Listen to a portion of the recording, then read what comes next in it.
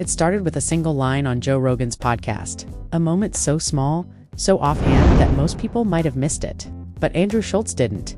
His reaction an uneasy smirk, followed by a long, tense pause, told everyone watching that something deeper was boiling beneath the surface. Within hours, fans flooded Reddit, X, and YouTube comments, trying to piece together what Rogan and Schulz had just hinted at, a secret tied to Charlie Kirk's widow, something no one was ever supposed to know. The air in the studio had shifted that day. Joe leaned back in his chair, rubbed his temple, and muttered, "I probably shouldn't even say this on air." Schulz, half laughing, half guarded, shot back, "Well, now you've got to." The audience chuckled nervously, unaware that they were about to hear a story that would set the internet ablaze. A story tangled in grief, power, and something far darker than anyone imagined. By the next morning, the clip had exploded across social media.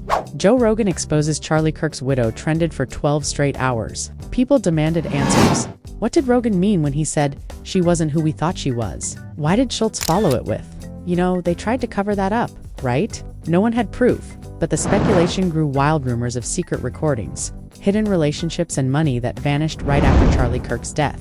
Some said Rogan was protecting someone inside his circle. Others swore Schulz had insider information from a friend close to the Kirks.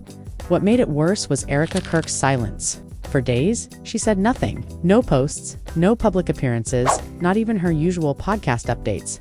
That silence became its own kind of confession in the eyes of the internet. And when her team finally released a short statement, "No comment at this time," it only deepened the mystery. Behind the scenes, Rogan's producers tried to scrub the episode from streaming platforms. Clips were pulled, timestamps blurred, and fragments of the conversation mysteriously disappeared from archives. But nothing ever truly disappears online. Listeners who downloaded the episode early began re-uploading it under new names, claiming they'd uncovered what Rogan was really trying to hide. And then came the twist. A private voicemail leaked to a tabloid journalist, allegedly featuring a heated exchange between Schulz and an unnamed source close to the widow. The voice on the tape said, "You think Joe's the only one who knows? We've all seen the files." It was enough to ignite a storm that neither Rogan nor Schulz could control. What started as casual podcast banter had turned into a national obsession. Commentators dissected every syllable. Body language experts analyzed every glance. And fans demanded to know, what did Joe Rogan and Andrew Schulz really uncover about Charlie Kirk's widow? And why was everyone suddenly so afraid to talk about it? Whatever the truth was, it wasn't going away. It was only getting darker, louder, and more dangerous. Under the dim studio lights, Joe Rogan leaned forward with that familiar expression he wore when he knew he was about to say something dangerous. The microphones hummed, the red on-air sign glowed, and Andrew Schulz sat across from him, tapping his fingers on the table like he was waiting for a storm he already felt coming. Joe started with a sigh, the kind that tells you there's a truth he's been holding in too long. He said slowly, "Some people just pretend grief for cameras." Schulz raised his eyebrows, not sure if Joe was being metaphorical or personal. "You talking about Hollywood again?" he joked. But Joe didn't laugh. "Nah," he said, lowering his voice. "I'm talking about someone who turned grief into a brand." The room went quiet. There was a long pause. Then Schulz tilted his head, realizing where Joe might be going. "Wait, are you talking about?" But Joe cut him off. "Don't say her name, man. I'm not trying to get sued today." But the damage was already done. The audience knew exactly who he meant. Within minutes, fans clipped that 5-second silence, posted it online, and the comments section filled with one name, Erica Kirk. From there, the story spiraled. Sources claimed Joe had been sent private messages months earlier warning him about a hidden fund connected to Charlie Kirk's passing. The messages came from someone claiming to be inside the Kirk Foundation itself. Joe brushed them off at first until one of those emails included a scanned document with a signature that looked eerily familiar. It wasn't about money, Joe said later in a private conversation. It was about manipulation. People close to Joe said he had debated bringing it up for weeks.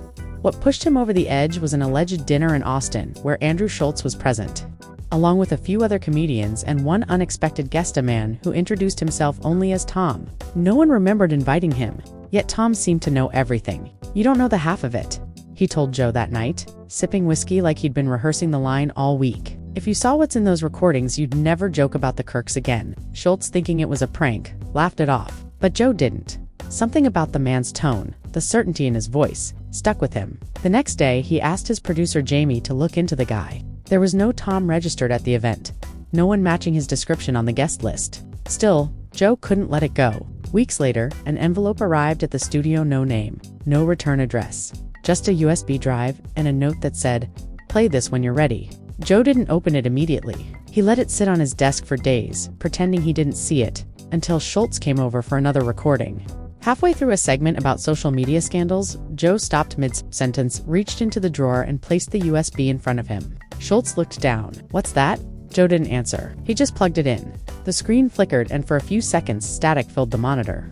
Then a video began to play. It was a dimly lit room, shot from what looked like a phone camera. A woman's voice, quiet, trembling, said, "They think I don't know about the second account." The camera panned slightly, revealing a figure seated at a table, head in her hands. Schultz's face went pale. "Is that?" he began, but Joe nodded before he could finish. It was unmistakably Erica Kirk. The footage continued. She was on the phone with someone, saying things that didn't make sense at first. Phrases like, "The documents are already transferred, and if they trace it, I'll blame his team." Joe paused the video, his jaw tight. "Someone filmed her secretly," he said quietly. Schulz stared at the screen, speechless. The room felt heavy, like they'd just crossed into something that wasn't meant for public eyes. Later that night, Joe confided to a friend, "That wasn't a setup. That was a confession." He didn't want to believe it, but the video's authenticity was hard to question. The voice, the setting, it matched her podcast studio background. Yet the internet being what it is, no one could agree whether it was real or fabricated. Within days, the clip leaked, chopped into 20-second fragments, and reposted by dozens of anonymous accounts. Millions watched. As the chaos grew, Erica's team called it deepfake slander, but fans weren't convinced. Someone even found metadata linking the file's origin to a location in Tennessee, where the Kirks had once hosted a private fundraiser. Reporters tried to contact Joe for comment, but he went silent. Schulz too stopped mentioning it on his shows, though insiders claimed he'd told close friends he couldn't sleep for days afterward. One night, during a private recording that never aired, Joe broke the silence again. "The worst part," he said, "isn't what was on that tape, it's what came after." Schulz asked what he meant, but Joe hesitated. "Someone's been following me," he whispered, "not online real life." He said he'd noticed the same black SUV parked outside his Texas studio 3 nights in a row. Once he even saw a man step out and photograph the building before speeding away. At first, Andrew thought Joe was exaggerating, maybe letting the conspiracy mindset get to him. But a few days later, the same SUV appeared near Schultz's hotel in Los Angeles. That's when the jokes stopped. They realized this wasn't about podcast drama anymore. Something or someone didn't want them talking. Then came the email. Both men received it within minutes of each other. No subject line, no text, just a single attachment. A photo of the USB drive, smashed to pieces. Beneath it, a message scrawled on a folded note, photographed and attached. It read, "Drop, IT or B, next." Joe sat in silence for a long time after reading it. Schulz tried to laugh it off, but his voice cracked mid-sentence. The next podcast episode they released avoided the topic completely, focusing instead on comedy and mama. Fans noticed the shift immediately. "They're hiding something," one commenter wrote. Another added, "Their tone changed overnight." Rumors spiraled again. Some claimed Joe had turned the evidence over to authorities. Others said he'd been paid to stay quiet. One wild theory even suggested that the mysterious Tom had disappeared shortly after the dinner. His social media wiped clean. Joe neither confirmed nor denied anything. Instead, he vanished from public appearances for nearly 2 weeks. During that time, someone claiming to be a former Kirk Foundation employee came forward. In a voice message leaked online, she said, "There's a reason Joe and Andrew can't speak. Everything's bigger than they think." She described a network of donors and politicians who benefited from keeping the Kirk narrative spotless. Erica wasn't acting alone, she whispered. She was instructed. That was the moment everything shifted from rumor to panic. The foundation issued legal threats, demanding takedowns of any video mentioning the widow. But the internet doesn't forget. Every deleted clip reappeared under a new title, spreading faster each time. Rogan's silence only fed the speculation, and Schultz's subtle avoidance on his own podcast convinced many that they were sitting on something explosive. Still, the question everyone kept asking was the same. If Joe Rogan and Andrew Schulz had truly uncovered a dark secret about Charlie Kirk's widow, why hadn't they said more? What could possibly be so dangerous that even they were afraid to speak? The answer, according to whispers from within their own production team, was chilling. There was more than one video, and what was on the second one could destroy careers, reputations, and families all at once. And that, Joe had said to a close friend, was why they had to be careful. Because in this game, the truth wasn't just about what you could prove, it was about what you could survive. Andrew Schulz sat in his apartment that night, replaying every moment from that dinner in Austin, every look on Joe's face, every word from that stranger who called himself Tom. He couldn't shake the image of the smashed USB drive, the threat that came with it. His phone kept lighting up with messages from people he didn't know. Some were fans demanding answers. Others were anonymous numbers sending him screenshots of headlines that hadn't even been published yet. He felt like he was being watched through his own screen. 2 days later, Joe called. His voice was low, quieter than usual. "Don't talk about it on any podcast," he said. "They're listening." Andrew asked who they were, but Joe didn't answer directly. "Just keep your phone off when we meet. I'll explain in person." When they finally met, it wasn't at the studio. Joe picked a random parking lot on the edge of town, parked under a flickering light, and waited until Andrew arrived. "We're not safe," Joe said flatly, leaning against his car door. "Someone inside her circle knows we saw that video." Andrew frowned, unsure if Joe was being paranoid or serious. "Come on, man," he said. "You think the widow of a political guy is running surveillance on comedians?" Joe looked him dead in the eye. "I don't think I know." He reached into his jacket and pulled out a small envelope. "I got this yesterday." Inside was a printed photo, grainy black and white, showing Joe and Andrew at that very same dinner weeks ago. "Someone was taking pictures," Joe said, "and they wanted me to know they were there." The next morning, reports started surfacing about a leaked audio from an anonymous insider claiming to have worked for the Kirk Foundation. It wasn't clear where it came from, but it mentioned payments labeled as charitable outreach that were, in reality, untraceable transfers to personal accounts. One of those accounts, the audio alleged, was controlled by Erica Kirk herself. Joe and Andrew hadn't said a word publicly, but the timing made it look like they'd started a war. Podcasts, talk shows, and gossip channels tore into the mystery. Was the widow involved in something bigger? Why did Joe Rogan stay silent after hinting at the truth? What are the secret files she's trying to hide? The speculation fed on itself until it became something monstrous. Fans began digging through old interviews, frame by frame, searching for any hint of guilt in Erica's eyes. Clips from her public appearances were edited with ominous music. Captions like, "What is she hiding?" filling the screen. Then, one evening, Joe's producer Jamie got a message from a burner account. It read, "You were right not to upload the second file." Jamie froze. He hadn't told anyone that another USB had appeared in the mail, just like the first one, only this time with a red sticker that said private. He'd hidden it in a drawer, afraid to even tell Joe.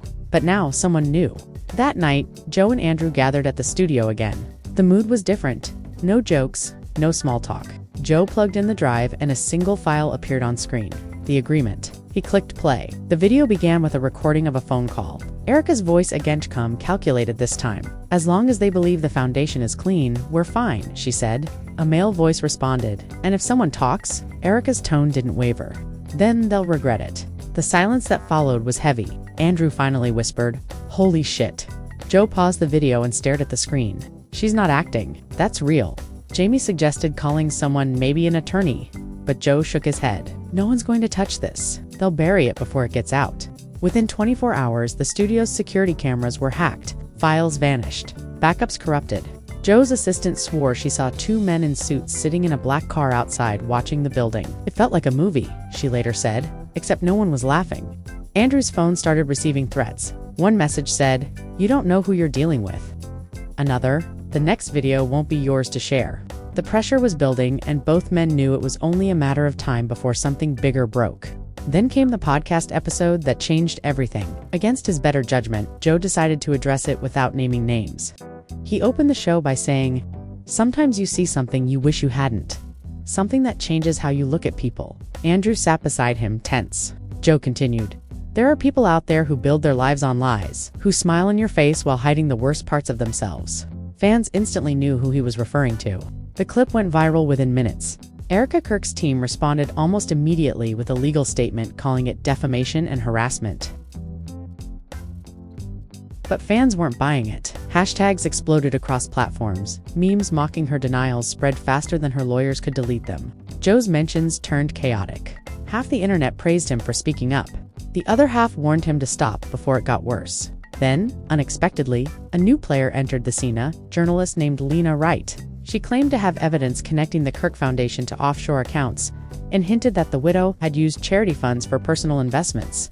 Lena's expose, titled "The Hidden Empire," dropped at midnight on a Friday and instantly crashed the site from too much traffic. But what shocked everyone most was that Lena mentioned two sources close to a popular podcast. Fans knew immediately who she meant. Joe and Andrew didn't confirm it, but the timing was impossible to ignore. Within hours of the article going live, Lena received threats of her own. Her apartment was broken into, her laptop stolen. She went into hiding. releasing a final voice memo online that said, "If you're hearing this, something happened to me." And they were right, the files are real. Joe listened to that recording alone in his home office. His phone buzzed with calls from producers, agents, even a few politicians asking him to stay quiet. "You're poking a bear you can't see," one caller warned. He looked out the window, seeing his reflection instead of the view. He'd built a career on curiosity, on asking the questions no one else would. But this wasn't just another conspiracy theory. This was power, reputation, and legacy colliding in real time. And somewhere in the chaos, Erica Kirk finally broke her silence. She went live on Instagram, tears streaming down her face, saying, "I have nothing to hide. I loved my husband. I've done nothing wrong." The comments were ruthless. Some sympathized, others called her an actress. But halfway through the live, viewers noticed something strange, a shadow moving behind her. A man pacing across the room before the camera suddenly cut off. Within minutes, her account disappeared. All posts deleted, all stories gone. Joe called Andrew immediately. "Did you see that?" Andrew said. "Yeah, she's scared." "But of who?" Joe didn't answer. He was already packing a bag, because by then, it wasn't just a story anymore, it was survival. Joe Rogan drove through the Texas night with the headlights cutting through the rain, his phone buzzing non-stop in the passenger seat. Every message was the same: "Don't say another word." He ignored them. His thoughts raced between that second video, the missing journalist, and the terrified look on Erica Kirk's face before her livestream went dark. The air in the car felt heavy, the kind of silence that sits between danger and decision. When he reached the studio, Andrew Schulz was already there pacing.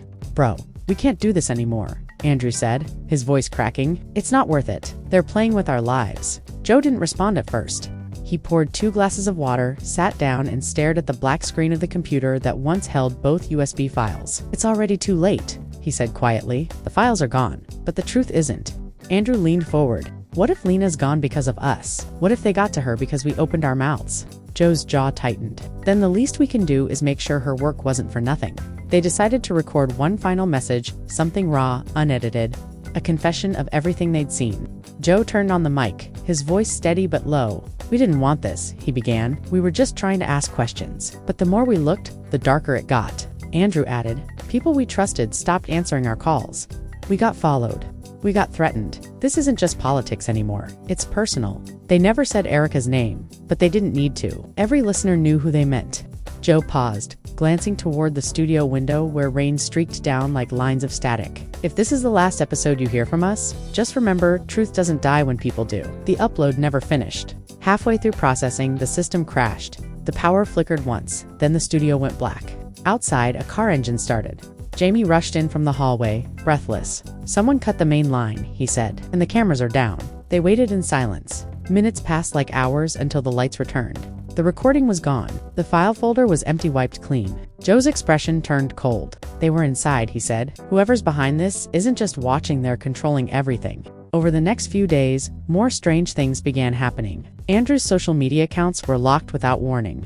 Joe's old podcast clips disappeared from archives, the ones even remotely connected to the Kirk story. Lena Wright's expose was pulled from every major outlet, replaced by identical statements claiming journalistic error. But fans had already saved copies, reposting fragments across the internet with captions like "They're hiding the truth." Meanwhile, Erica Kirk reappeared polished.com and smiling on a national morning show. "I've been the victim of a smear campaign," she told the host. "My family deserves peace, not lies." Her tone was perfect. Contrite, composed, almost rehearsed. The host nodded sympathetically, but online viewers weren't buying it. One user wrote, "She doesn't look scared anymore. She looks relieved, like someone cleaned up her mess for her." Backstage, a producer leaked that Erica had arrived flanked by 2 men in dark suits who never spoke, never smiled, and never left her side. "They weren't security," the producer said later. "They were handlers." Joe watched that interview from home. His phone buzzed again, this time an unknown number with no caller ID. He hesitated, then answered. A woman's voice came through, whispering, "You don't know me, but I used to work for them." Joe froze. "For who?" he asked. She took a breath. For the ones protecting her, she claimed to have proof emails, documents, recordings that tied everything together. The money trail, the manipulation, even the staged public appearances. "It's all orchestrated," she said. "You were never supposed to see that video." Joe's pulse quickened. "Why are you telling me this?" There was a pause. Then she said, "Because they're going to make it look like you did." The line went dead. Within hours, social media lit up again. But this time, the narrative had flipped. Anonymous posts accused Joe of fabricating the entire story for attention. Screenshots circulated showing evidence that the USB files had come from his own production team. Hashtags like Rogan hoax trended worldwide. The backlash was immediate and brutal. Sponsors pulled back. Media outlets mocked him for falling for internet conspiracies. Andrew called him in a panic. "They're framing us," he said. Joe just stared at the newsfeed. "They don't need to prove anything," he muttered. "They just need people to doubt us." Then came the most chilling development yet. Late one night, Joe received an email from Lena Wright's old address. The subject line read, "This is all that's left." Attached was a single video clip, only 20 seconds long. It showed Lena looking straight into the camera, whispering, "They were right. She's not alone. There's a file marked circle. Don't open it. Burn it." Then the screen cut to black. Joe turned off his computer immediately. "Circle," he repeated under his breath. Jamie asked what it meant, but Joe didn't answer. He looked terrified for the first time. "If that's what I think it is," he said quietly, "it's not just about her anymore. It's about everyone connected to him." The next day, the studio's locks were changed. No one could reach Joe for 72 hours. When he finally resurfaced, he looked exhausted, hollow. "We're done," he told Andrew. "No more digging." But Andrew couldn't let it go. "If we stop now," he said, "they win." Joe looked up at him. "They already have," but fate had other plans, because just as they were ready to let the story die, something unexpected happened. A former Kirk family accountant came forward anonymously, confirming everything. He claimed that multiple shell accounts had been opened months before Charlie's death, and one of them under a false name was still active.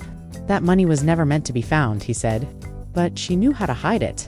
The revelation reignited the entire scandal. Once again, the widow's name flooded headlines. Fans demanded justice. The media demanded answers, and Joe found himself dragged back into the fire he'd tried to escape. Every time he opened his phone, the world reminded him this wasn't over. And as the chaos built, one thing became clear: whatever truth Joe and Andrew stumbled into had crossed a line that could never be uncrossed. And somewhere, deep in the shadows of politics, money, and legacy, someone was pulling every string. The air around Joe felt heavier with every passing day. The storm that had started as a podcast whisper was now a full-blown media wildfire. His phone wouldn't stop buzzing with calls from journalists, government contacts, even celebrities asking, "Is it true?" But Joe didn't know anymore what truth meant.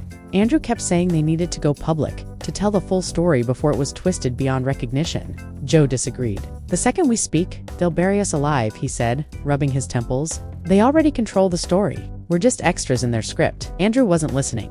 He had already leaked small pieces to a trusted contact, someone from New York's underground media scene who'd promised anonymity. But that move backfired fast. Within 12 hours, that contact's website was taken down, his accounts deleted, his phone disconnected. "They erased him," Andrew said in disbelief. "Completely gone." Joe stared at him coldly. "I told you not to move without me." Then, something strange happened. A letter arrived at Joe's studio, written in shaky handwriting, no return address. It read, "The widow knows you're right. She just can't say it." Attached was a single photo: Erica, Kirk, standing beside a man in a gray suit, handing off what looked like a sealed envelope. The timestamp showed it was taken just 2 nights earlier. Jamie enlarged the photo. "Who's that guy?" he asked. Joe didn't answer, but he recognized the face immediately. It was the same man from the dinner, the one who called himself Tom. He'd vanished after that night, and now he was standing beside her. "He's not dead," Joe said quietly. "He's working with her." Andrew slammed his hand on the desk. "We need to find him." Joe looked exhausted. "Find him. He found us first." As the scandal deepened, the widow finally spoke again. This time, not on television, but through a carefully edited documentary-style video uploaded to her Foundation's channel. Soft piano music, slow-motion shots, her voice trembling as she said, "I've been accused of things unimaginable. People have twisted grief into entertainment." She paused, looked into the camera and added, "And to those who use my pain for clicks, you know who you are. May God forgive you." The video went viral instantly. Hashtags flipped overnight. Hashtag Justice for Erica started trending, and suddenly Joe and Andrew were the villains. Clips of Joe's comments were taken out of context, edited to make him sound aggressive, manipulative. "They're running a psychological operation," Andrew said, scrolling through comments filled with insults and threats. Joe's expression hardened. "They've rewritten the with insults and threats." Joe's expression hardened. "They've rewritten the script. Now we're the monsters." The following week, Joe was invited to appear on a late-night show to clear the air. Producers promised neutrality, but he knew better. "It's a trap," he told Jamie. Still, he went. Halfway through the interview, the host asked the question everyone was waiting for. "Do you regret accusing a widow of corruption?" Joe leaned back, took a long breath and said, I never accused her. I asked what everyone else was too scared to ask. The studio fell silent. Then the host smiled tightly. And you're sure this isn't all part of your brand? Joe smiled faintly. Truth isn't a brand, it's a burden. The clip exploded online, reigniting both outrage and admiration. Fans called it his bravest moment. Critics called it narcissistic deflection. Either way, the attention only made things worse. A few nights later, Andrew received a voicemail that changed everything. The voice on the other end was faint, almost whispering through static. "They got Tom," it said, "and she's next." The line cut off before he could trace it. He played it for Joe the next morning. "That's her assistant's voice," Joe said, "the one who quit last month." They didn't know whether to believe it or run. Then came another email, no subject line. Just coordinates in a single sentence. "If you want proof, come alone." Joe looked at Andrew. "You stay here," he said. "If something happens, burn everything." Andrew grabbed his arm. "I'm not letting you go alone." Joe hesitated, then nodded. They drove out to a remote spot outside Austin, a rundown storage facility surrounded by open fields. When they arrived, a single light flickered inside one of the units. Joe opened the door slowly. Inside was a metal chair, a file folder, and a phone set to video playback mode. He pressed play. The footage showed Kirk again, but this time, she looked terrified. Mascara streaked her face. Her hands trembled. "They're watching me," she said, looking straight into the camera. "They said if I talk, they'll destroy everything. They already did it to Tom." She took a deep breath. "Joe, you were right. But you don't understand how deep it goes. It's not just the foundation, it's everyone." Then she turned to someone off camera and whispered, "Please, don't let them find this." The video cut off there. Joe's heart pounded. Andrew's hands shook. "We have to show this," Andrew said. "People need to know." Joe just stood there, staring at the empty chair. "If we release it, she's dead within a week." They took the file and left, driving back in silence. On the way, Joe's phone buzzed with a message from an unknown number. It was just one word: too late. Back at the studio, they found the front door slightly open. Inside, everything was untouched except the computer, the same one that once held the first 2 USB drives. The monitor was on, displaying a single folder titled Circle. Joe froze. "No one else could have accessed that," he said. Andrew whispered. She said, "Don't open it." Joe hesitated, then the folder contained dozens of documents, financial transfers, property deeds, and encrypted emails linking several high-profile figures to the Kirk Foundation. But one file stood out. Project Austin. Joe clicked it open. The first line read, "Public Influence Strategist Stage for Activation." Below that were lists of names including public figures, journalists, and near the bottom, both their names were there: Joe Rogan and Andrew Schulz, highlighted in red. "We're not investigating them," Joe whispered. "They're investigating us." And that realization changed everything. Andrew backed away slowly. "We need to leave," he said. "Right now?"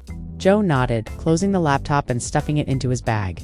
But before they could leave, the studio lights flickered once, then went dark. A moment later, the computer powered itself back on.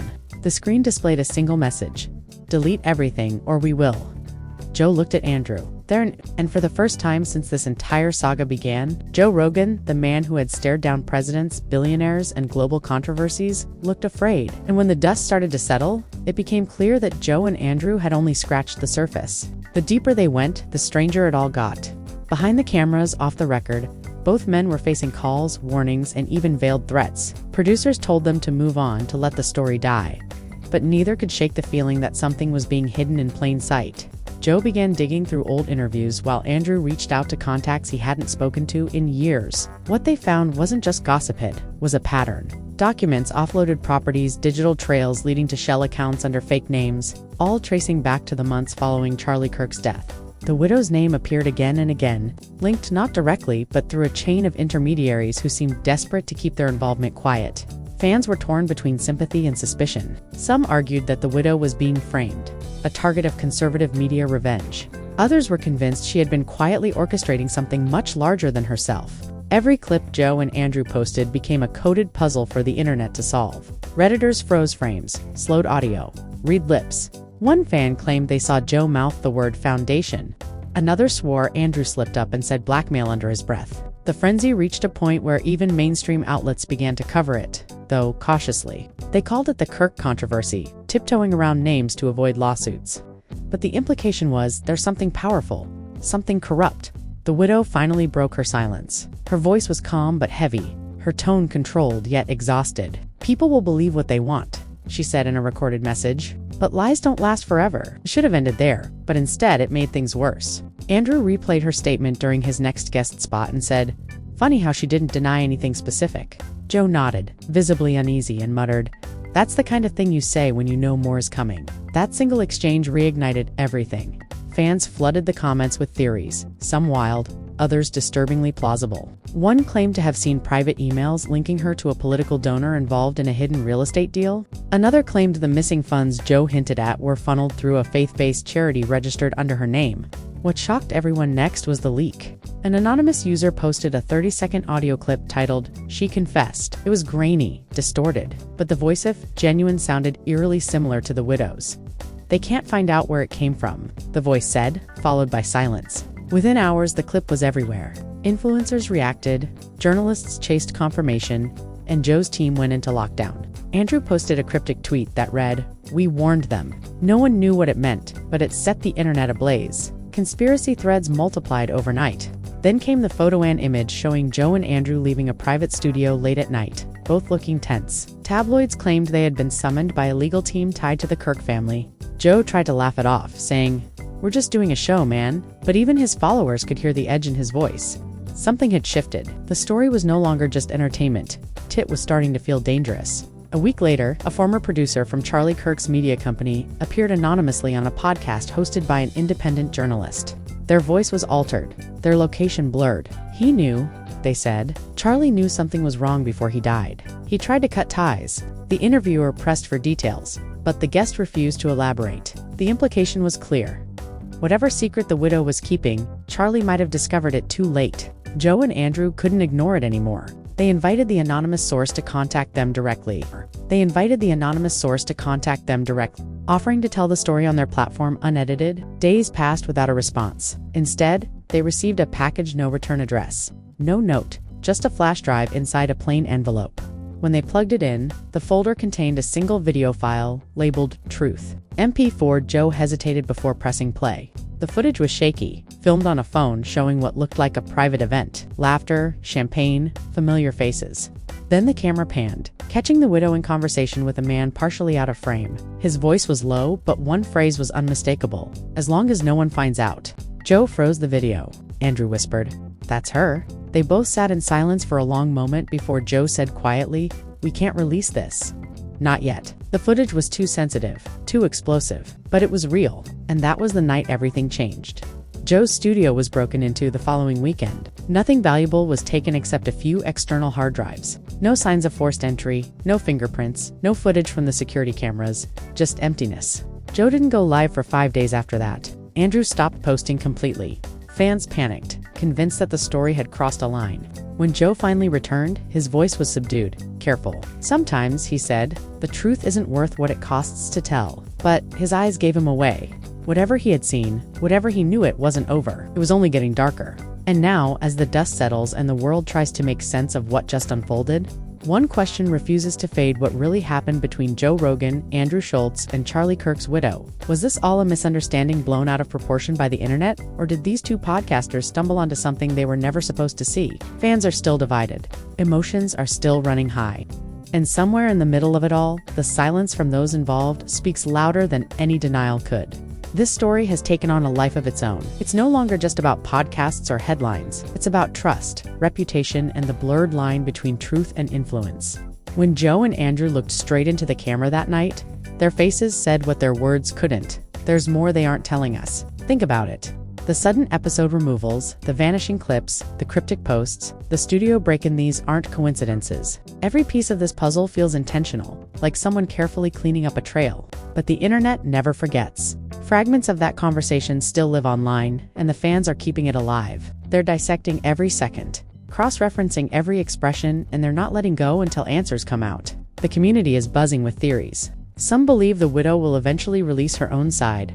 Others think she's already being silenced behind closed doors. One thing is clear: people have never been this emotionally invested in a story they weren't supposed to know. And you watching right now, you've seen how deep this goes. You've seen how the smallest slip on a podcast can turn into a global investigation overnight. If this story taught us anything, it's that nothing stays hidden forever. Truth leaks through cracks, even when power tries to bury it. So what happens next? Does Joe risk everything by revealing the full video file that supposedly exists? Does Andrew step away from the heat to protect his career? Or does the widow finally step forward and confront what's being said about her? You can feel the tension building toward something bigger, something inevitable. But before that happens, it's your turn to weigh in. Do you believe Joe and Andrew stumbled onto something real? Or do you think this was a setup from the start? Drop your thoughts below and let your voice be heard. Because the more people talk about it, the harder it becomes for the truth to be buried. Share this video, tag it, send it to your friends who follow the podcast scene, and ask them what they think really happened that night. Every comment, every share, every question keeps the spotlight on the people who'd rather this story disappear. And if you've been following this channel, you know we dig deeper than anyone else. We bring you the stories others won't touch, the connections others are too afraid to mention. We don't stop at headlines, we unravel them, thread by thread, until you see the full picture. So if you haven't already, hit that like button, subscribe, and turn on notifications. Because what's coming next might change everything. We're tracking the next wave of leaks right now, and the things being whispered behind closed doors are more explosive than anything Joe or Andrew have said on air. Stay tuned, because this story isn't finished. More insiders are stepping forward, more evidence is surfacing, and the curtain that's been shielding the truth is starting to tear. Keep watching, keep questioning, and keep your eyes open. Remember, every story has two sides, but only one of them can survive the light. And when that light finally hits, it's going to expose more than anyone is ready for. This isn't just entertainment anymore. It's revelation, and you're part of it. Hit subscribe now, because what happens next, you won't want to miss. The internet is on fire tonight, as Joe Rogan and Andrew Schulz just dropped a bombshell that no one saw coming, one that has thrown the conservative world into chaos and left millions of listeners stunned. It all began on a new episode of the Joe Rogan Experience, when Rogan invited Schulz to unpack what he called a situation that's been whispered about for months. And without warning, the conversation turned toward none other than Kirk's widow. The moment the name was mentioned, Rogan paused, leaned back in his chair, and said in that familiar tone that signals something huge is coming. People have no idea what's really going on here.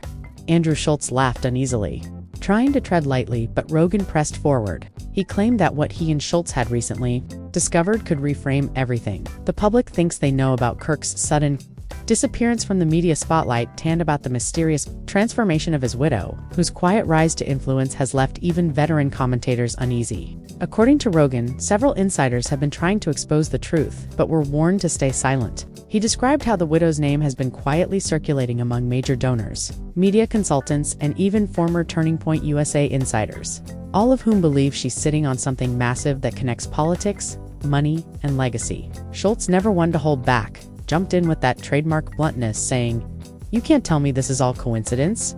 First the man vanishes from the public eye, then the wife rebrands overnight like she's been preparing for this her whole life. "Nah, bro, something's off." Rogan nodded, saying that he'd been sent screenshots and documents that made him question whether the public had ever been told the full story about what happened to Kirk's empire after his death, or supposed death. That single phrase, supposed death, exploded across social media within minutes. Clips of Rogan's words were ripped and re-uploaded across platforms, racking up millions of views before the episode even ended. Comment sections filled with speculation. Was Kirk alive?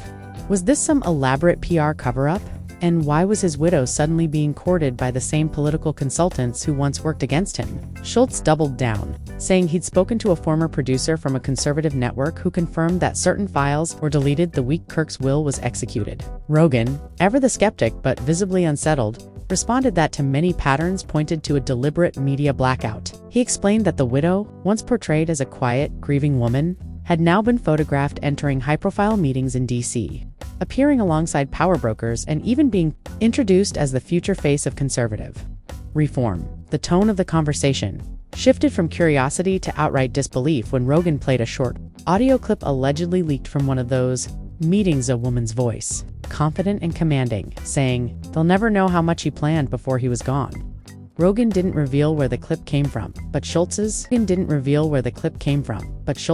expression said it all. "Dude, that's wild," he muttered, shaking his head.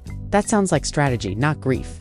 From there, the two comedians turned commentators began piecing together the timeline, retracing how the widow's public image had evolved from mourning widow to a media-savvy influencer with a message almost identical to her late husband's, only more polished. more controlled, more marketable. Rogan called it the quietest power shift in American conservative media, suggesting that what the public saw as tragedy might have been the setup for an even larger political play. The idea sent shockwaves through their audience, especially when Schulz asked the question everyone else was afraid to voice. What if Charlie isn't gone? What if this was his way to rewrite his own narrative? Rogan didn't answer immediately, but his silence was louder than any confirmation. He looked down, rubbed his forehead, and said, "If that's true, then half the political world is living in a movie they don't even know they're part of." Within hours, journalists, pundits, and even rival podcasters were dissecting every frame of the clip, analyzing Rogan's tone, Schultz's choice of words, and the mysterious lack of follow-up from mainstream outlets. Then came the twist no one expected: an anonymous source claiming to be part of the Kirk family's legal team reached out to an independent journalist, alleging that several documents in Kirk's estate were sealed under national interest provisions, something usually reserved for government-linked figures, not political commentators. This revelation only fueled the storm, with Schulz returning to his own podcast to say, "This just confirms what we were saying. You don't get that kind of protection unless someone high up benefits from keeping your story under wraps." Meanwhile, Rogan remained quiet for several days, prompting speculation that he'd been contacted by lawyers or even government officials. But then, during a later episode, he broke his silence saying, "I can't say too much right now, but the more I look into this, the less I believe what we were told." The way he said it sent chills through fans who had followed the story from the start. It was no longer a conspiracy, it was turning into a cultural event. The widow, for her part, stayed completely silent, though her social media activity told another story. She began posting cryptic messages, quotes about rebirth, truth, and legacy alongside black and white photos of herself standing in front of monuments, sometimes with captions like "His mission continues" or "They thought silence would stop the storm." Each post triggered another wave of frenzy, with fans trying to decode hidden meanings or secret messages. At one point, she appeared in a podcast interview and, when asked directly about Rogan's comments, smiled faintly and said, "People believe what they're ready to believe." That single sentence was replayed millions of times, feeding endless theories. Was she confirming something? Mocking the rumors? Or carefully controlling the narrative, just as Rogan had implied? Andrew Schulz later joked on air, "She's playing 4D chess, man. She's got everyone chasing ghosts while she builds an empire." But Rogan wasn't laughing. He said that behind every viral headline was a pattern, a movement of money, media, and influence that made him uneasy. He explained how several independent outlets that had started investigating the story suddenly went dark, with their websites suspended or their editors deleting posts. "That doesn't happen unless someone's pulling strings," he said, his voice tightening. Schulz leaned in and asked, "So what's next?" Rogan hesitated again and replied, "Next, I think the story's just starting." And he was right. Within days, leaked financial records appeared online showing that several of Kirk's former sponsors had transferred contracts to new entities associated with the Widows Foundation. Some payments even matched dates mentioned during Rogan's earlier podcast, making it impossible to dismiss as coincidence. When reporters tried to reach her for comment, her team issued a single statement: "We are focused on completing Charlie's work. The rest is noise." But the noise only grew louder. Fans began revisiting old footage of Kirk's final public appearances, pointing out strange inconsistencies, slurred speech, glances off camera, sudden disappearances mid-interview. Schulz mentioned that one of his followers claimed to have seen Kirk in a private airport lounge months after his reported death, though Rogan quickly warned, "Let's stick to facts." Yet even Rogan's restraint couldn't stop the momentum. Influencers, YouTubers, and political channels started uploading breakdowns, complete with red circles, arrows, and dramatic music, arguing that the entire saga was an orchestrated illusion designed to shift control of a political narrative. Some accused the widow of being a mastermind. Others painted her as a pawn in a larger machine. Either way, the public couldn't look away. The more people speculated, the deeper the mystery grew. When a hacker group claimed to have accessed buried data linked to Turning Point's internal communications, the hashtag Kirk files began trending. Rogan addressed it again, cautiously this time, saying, "Look, whether you believe the conspiracy or not, there's no denying the smoke. And where there's smoke, there's usually fire." Schulz nodded, adding, "Or there's a controlled burn." That line alone became a meme. Clips of it flooded TikTok and X, often paired with dramatic music and slow-motion shots of the widow walking into events, her face half hidden behind dark sunglasses. The entire narrative had evolved beyond gossip. It was now myth, internet legend, and political theater combined. And the strangest part? Every time the controversy seemed ready to die, something new emerged to reignite it. A blurry photo here, a leaked email there, A sudden technical glitch in a live stream where her name appeared in a slide deck titled Future Leadership? Each clue, real or imagined, kept the conversation alive. Rogan and Schulz, knowingly or not, had created a firestorm that refused to fade. In their next collaboration, they joked about being accidental journalists. But Rogan's tone was half serious when he said, "If what we stumbled on is even half true, history's going to remember this moment very differently." Fans began calling it the widow revelation, a phrase that took on a life of its own. Hashtags trended for weeks. Online investigators launched channels dedicated solely to dissecting every frame of her public appearances, searching for evidence of collusion, deception, or hidden messages. Meanwhile, political figures quietly distanced themselves, while a few brave commentators defended her, calling the rumors misogynistic and unfounded. But the numbers didn't lie. The story had become a phenomenon. Every mention of her name sent engagement metrics soaring. Every Rogan or Schulz follow-up became an instant trending clip. Whether true, false, or somewhere in between, the bombshell had reshaped online discourse. Even mainstream networks who had initially mocked the idea began airing cautious think pieces about the power of modern myth-making in the post-truth era. Yet, beneath the chaos, one thing was clear. The widow had transformed from a private figure into one of the most polarizing symbols in American media. Rogan's audience couldn't decide if she was hero, villain, or both. Schulz summed it up best in a later episode. "Whatever's real, whatever's fake, she's already won. She controls the story now." And that, perhaps, was the biggest bombshell of all. Because in a world where perception shapes power and silence speaks louder than confession, Charlie Kirk's widow had done what no political strategist ever could. She turned mystery into dominance, tragedy into authority, and rumor into reign. And as the cameras rolled and the comments poured in, one truth echoed across every platform. Joe Rogan and Andrew Schulz hadn't just reported a story. They had unleashed a legend that no one could stop.